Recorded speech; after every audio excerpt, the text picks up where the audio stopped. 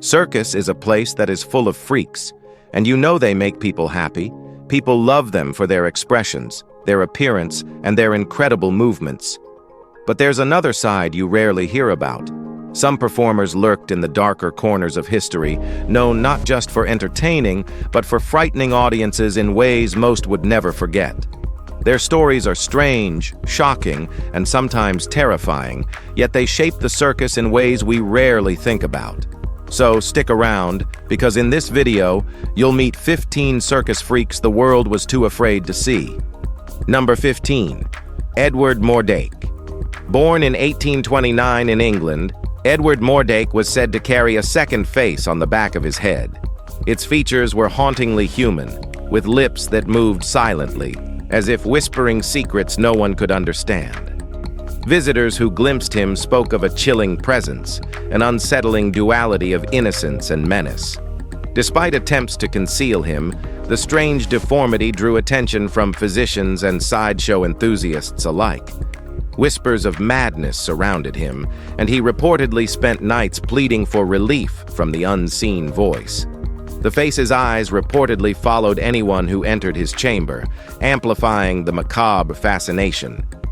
He existed at the fringes of polite society, confined by both fear and curiosity. By the age of 23, the toll of the bizarre condition ended abruptly, leaving only speculation and eerie illustrations. Edward's life became a symbol of extreme abnormality, a haunting visual that lingers in the public imagination long after his death. Number 14. Chang and Ang Bunker. In Siam, 1811 marked the birth of two boys joined at the chest, a phenomenon that made them legends across continents. Their synchronized movements and striking physiques turned heads as they toured China, Europe, and the United States. Despite the physical limitations imposed by their conjoined state, both developed distinct personalities and performed feats that amazed audiences, from walking long distances in perfect tandem to complex stage routines. Crowds were drawn not only by their rarity, but by the precision with which they navigated the stage together.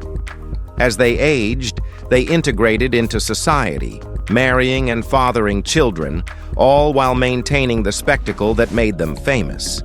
The dual existence created a complex life, constantly balancing curiosity and public demand. Their presence blurred the line between marvel and human oddity, leaving spectators both fascinated and unsettled. Even decades later, engravings and posters of Chang and Ang circulate, capturing the eerie symmetry that defined their public appearances. Number 13. Martha Morris, the Tattooed Wonder. Philadelphia, 1888. A canvas unlike any other emerged. Martha Morris, her body a maze of inked artistry, each pattern vivid and relentless. From the tips of her fingers to the top of her head, tattoos intertwined myth, grotesque animals, and geometric illusions, a spectacle unmatched in the American sideshow circuit.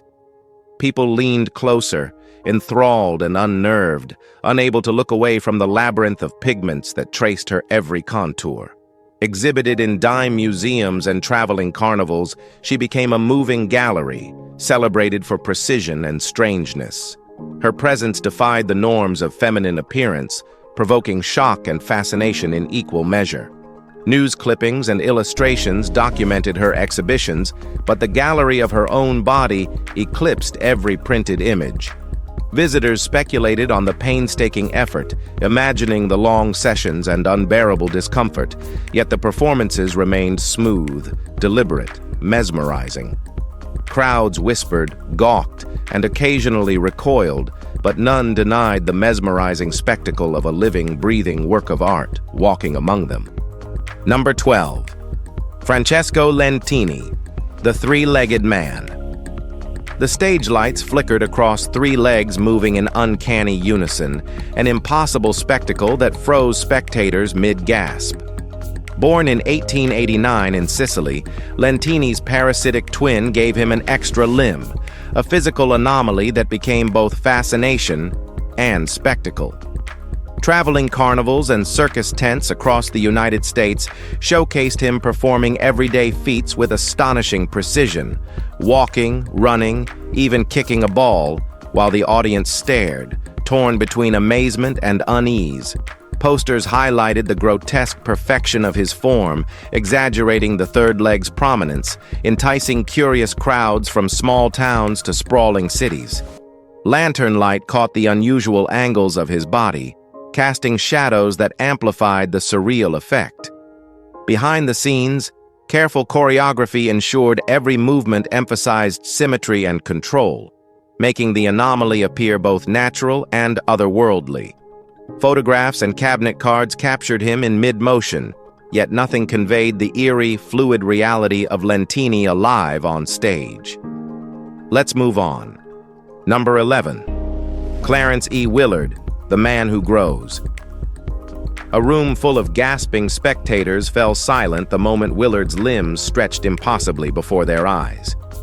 Chicago, 1885, marked his first major exhibition, where his body seemed to bend and elongate, defying reason and anatomy. Hands extended, arms lengthened, and torsos warped with a grotesque fluidity, as if gravity and bone were optional. The act moved seamlessly from theaters to traveling fairs, leaving audiences unnerved by the absurd proportions that appeared momentarily real. Posters declared "the human elasticity," enticing curiosity seekers to witness the impossible. Behind the scenes, careful posture and angles amplified the illusion, making each stretch uncanny. The air hummed with murmurs of disbelief as Willard shifted, twisted, and retracted, testing the limits of human perception. Each performance became a careful balance of exaggeration and subtlety, the spectacle lingering in memory long after the crowds dispersed. His figure occupied the space between awe and revulsion, a living anomaly whose movements were impossible to ignore. Number 10. Alice Elizabeth Daherty, Minnesota Woolly Girl. Thick, dark hair enveloped her body like an unbroken shadow, a constant, uncanny presence that mesmerized and unsettled.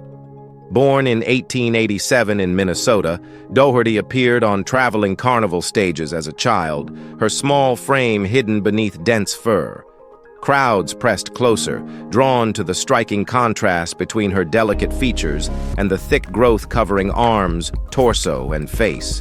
Programs and illustrations emphasized the extremity, dubbing her Minnesota Woolly Girl, a living curiosity of nature's oddities. Towns from the Midwest to the East Coast hosted her exhibitions, where spectators whispered about the strange combination of innocence and the wild, animal-like appearance.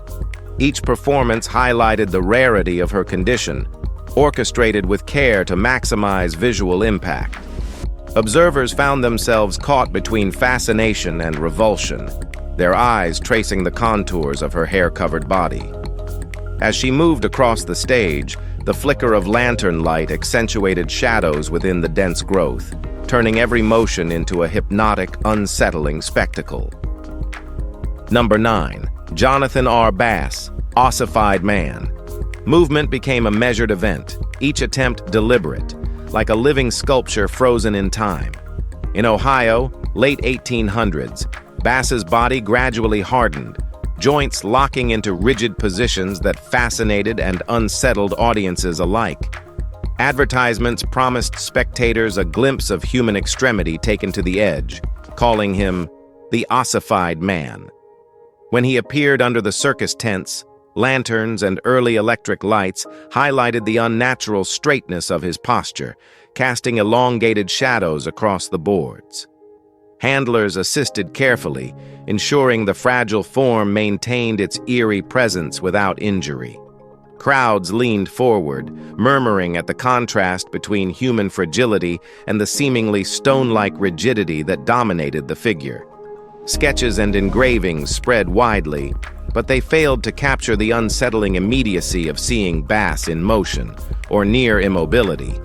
He became a staple of traveling sideshows across the Midwest, leaving an indelible imprint on the imagination of spectators. a haunting reminder of the extremes the human body could inhabit. Number 8. Joseph Merrick, the Elephant Man. Darkened rooms in London, 1862, buzzed with whispers as Merrick's presence filled the space. Each contour of his deformities, elongated limbs, swollen extremities, and grotesquely shaped skull was accentuated under the flickering gaslight. Patrons pressed to see the living embodiment of what they had only heard of in rumors, a figure both horrifying and hypnotic. He traveled briefly through Europe, his movements cautious, every step measured, as tents and stages became arenas of fascination.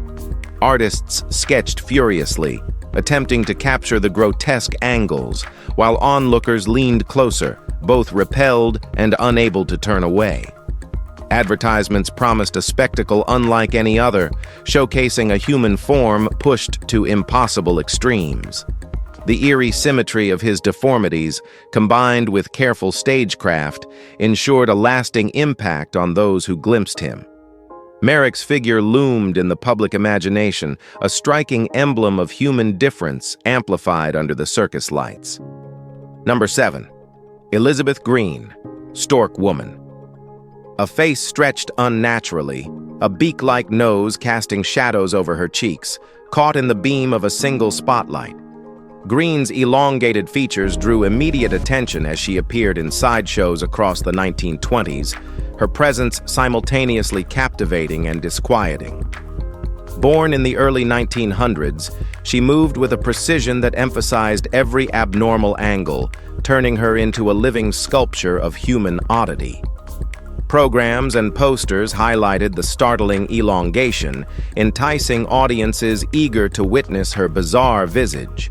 Stage lights carved shadows across her face, exaggerating the already pronounced contours, giving the illusion of movement in stillness.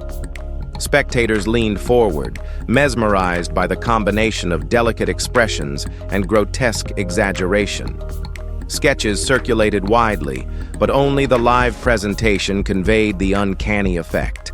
A human form transformed by nature into a spectacle of extreme distortion. Elizabeth Green became a staple of sideshows, remembered for the haunting geometry of her features. Number 6. Emmt Bajano, Alligator Skin Boy. Skin cracked and patterned like scales under the circus lamps, Emmt Bajano prowled the stage in the early 20th century, a living spectacle of reptilian transformation. Philadelphia, 1905, was where curious crowds first encountered him, drawn by the promise of an unnatural human canvas. His movements were careful, deliberate, emphasizing the texture and strangeness of his skin, which seemed almost impervious to light. Posters called him Alligator Skin Boy, exaggerating every ridge and crevice for maximum effect. Patrons leaned forward, fascinated and slightly repulsed, whispering among themselves at the surreal, almost predatory presence. Traveling carnivals amplified the mystique, with Bajano appearing in darkened tents where shadows amplified the oddity of his figure. Sketches attempted to replicate the texture, but no engraving captured the uncanny fluidity of his motions. From small towns to urban centers, spectators were captivated by the unusual combination of human form and reptilian appearance, leaving a lingering sense of both wonder and unease long after the show ended. And now it's time for number 5. Betty Broadbent, Tattooed Lady. Ink crawled across every inch of her skin, forming a maze of grotesque figures and patterns that seemed alive under the stage lights. Born in 1909 in New Jersey, Broadbent became a fixture in traveling carnivals and circuses during the 1920s and 30s.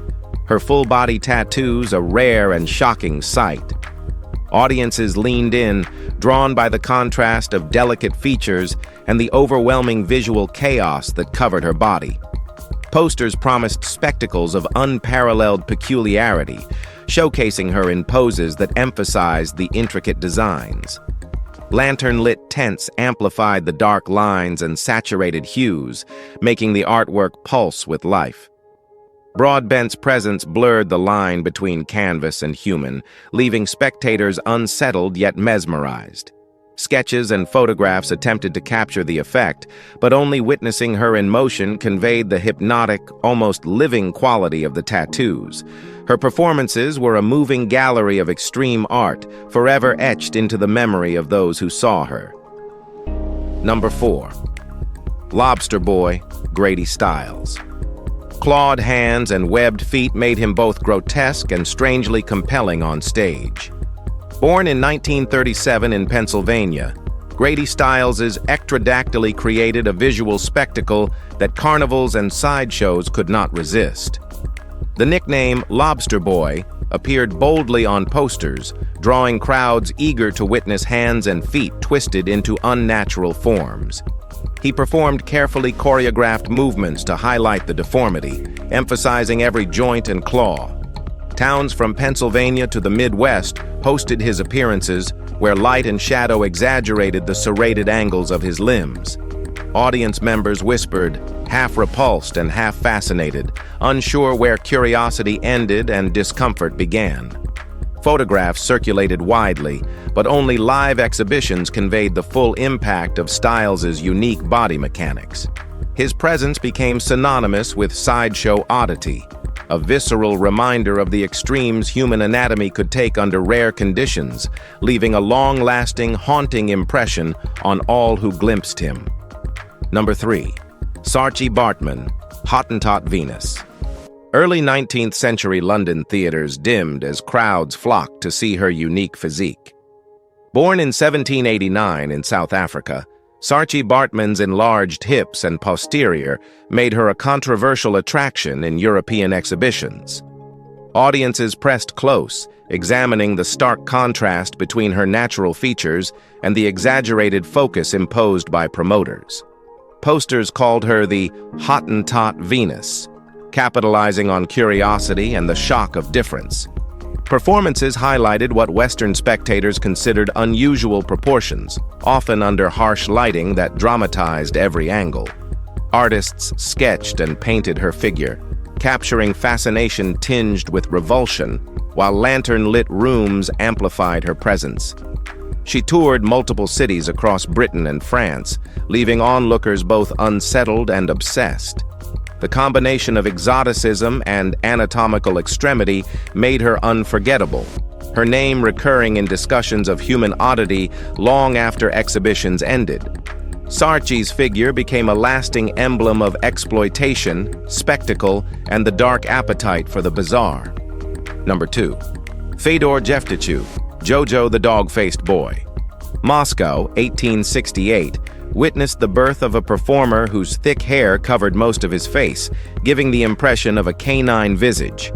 Hypertrichosis transformed him into Jojo the Dog-Faced Boy, and he toured Europe and America, leaving audiences startled and fixated. The act emphasized motion. His dog-like expressions and playful gestures were exaggerated to captivate spectators while highlighting the peculiar growth pattern. Posters flaunted his canine resemblance, and dimly lit stages accentuated the contrast between human features and the fur that dominated his face and arms. Onlookers whispered, fascinated by the uncanny blend of human and animal appearance. Portraits and sketches tried to replicate the effect, but only the live performance conveyed the surreal vitality of his gestures. Traveling from grand theaters to small fairgrounds, Fedor's presence remained unforgettable, a spectacle where every movement seemed carefully designed to blur the line between man and beast. Number 1. Myrtle Corbin, Four-Legged Woman. Born in 1868 in Texas, Corbin's rare dipygus condition gave her 2 pelvises and 4 fully functional legs, a feature that made her a striking presence on the stage. Carnival tents and traveling sideshows became arenas where the public could witness her unusual form. Her movements were controlled, deliberate, emphasizing symmetry and dexterity, allowing audiences to see all 4 legs in action.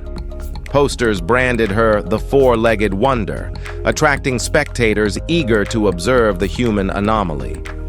Lantern-lit performances enhanced the visual peculiarity, each shadow highlighting the extra limbs. Crowds whispered in awe and disbelief, lingering long after the act ended.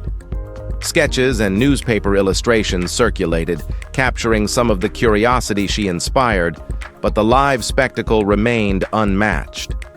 Myrtle's presence challenged perceptions of the human body, leaving a vivid imprint on circus history as a performer whose form defied conventional expectations. So, that's all into the extraordinary and unsettling, where the limits of human possibility meet the unimaginable. Your curiosity makes this journey alive, turning each revelation into a shared experience that thrills, shocks, and captivates. Don't wait to explore what lurks in the shadows of history. Subscribe now and be part of every astonishing discovery we uncover together. Every moment you spend here fuels the passion behind these stories, and we genuinely appreciate your attention and trust. Thank you for being a part of this adventure, for valuing the strange and the remarkable, and for making this journey unforgettable.